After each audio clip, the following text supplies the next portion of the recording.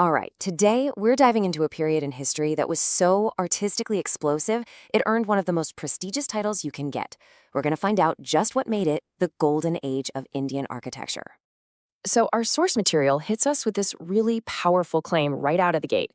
I mean, when you hear the term golden age, you know we're talking about a time of just unparalleled achievement, right? And the Gupta Empire, starting way back in the 4th century AD, wasn't just a political force, it was a cultural one. But what does it really take to earn a title like that? I mean, what was going on during this time that could justify such a grand label? What were the conditions that sparked this incredible boom in art and architecture? Well, that's exactly what we're going to dig into. Okay, so if we want to understand this golden age, you really have to look at it like a perfect recipe.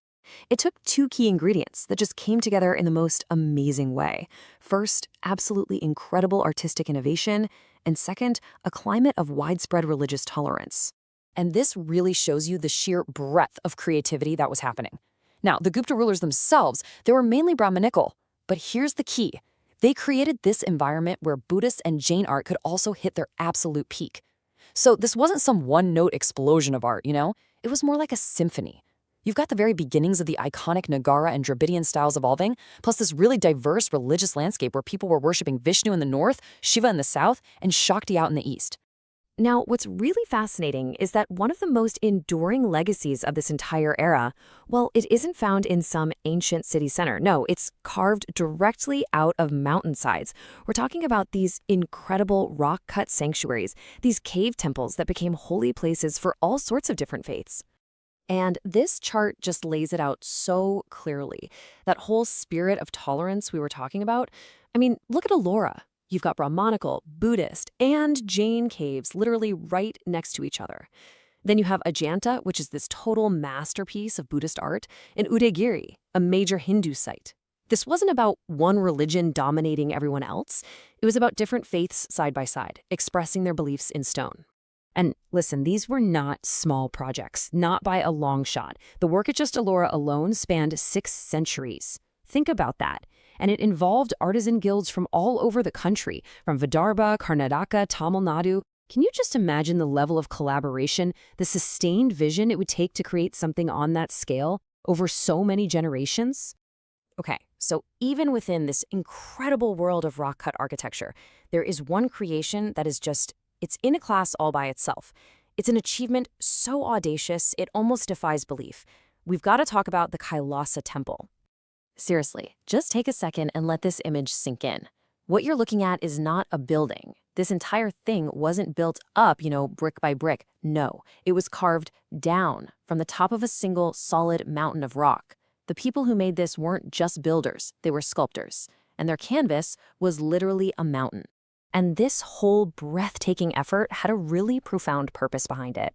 It was designed to be a replica of Mount Kailash, the mythical sacred home of Lord Shiva in the Himalayas. So you see, this wasn't just architecture for architecture's sake. It was a physical manifestation of faith, like a heaven on earth carved right out of the earth itself. So there's actually a technical term for this kind of work. It's called monolithic architecture. And it's pretty simple when you break it down. Mono means one, and lithic means stone. One stone. It's such a simple term for what has to be one of the most unbelievably complex and demanding processes imaginable. So, just to try and wrap our heads around the sheer scale of this thing, let's just break it down. The temple complex is a staggering 276 feet long. It stretches out 154 feet wide. And it rises up to an incredible 109 feet tall. And here's the kicker, the most important part. All of that, every pillar, every single sculpture, every room, was carved from one single rock. We're talking about one of the largest monolithic structures on the entire planet. Okay, so while these amazing rock-cut temples were reaching their absolute peak, the story was a little different for another really iconic structure of the time, the Buddhist stupa. It's pretty interesting, actually. You see these two things heading in completely opposite directions. As temple architecture was soaring to its greatest heights ever, the whole development of stupa architecture was, well, it was actually on the decline. It seems like the artistic energy of the time was shifting. But hey, decline doesn't mean they just disappeared. Not at all. I mean, look at this magnificent structure. This is the Dhammik Stupa at Sarnath. And it is a superb example from that era, proving that even when a style is on the decline, incredible masterpieces can still be created. All right, so after all this artistic brilliance, what's the lasting legacy of this golden age?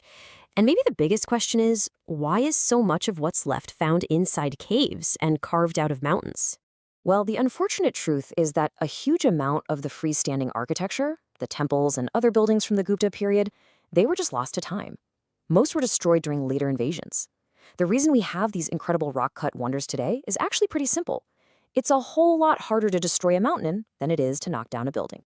So let's wrap this up. What are the key things to take away here? First, the Gupta age really was a golden age, not just for one religion, but for Hindu, Buddhist, and Jain art altogether.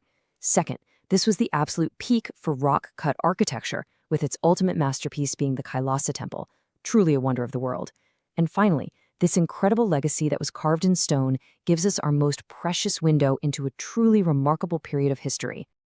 And that leaves us with one last kind of awe-inspiring thought to chew on.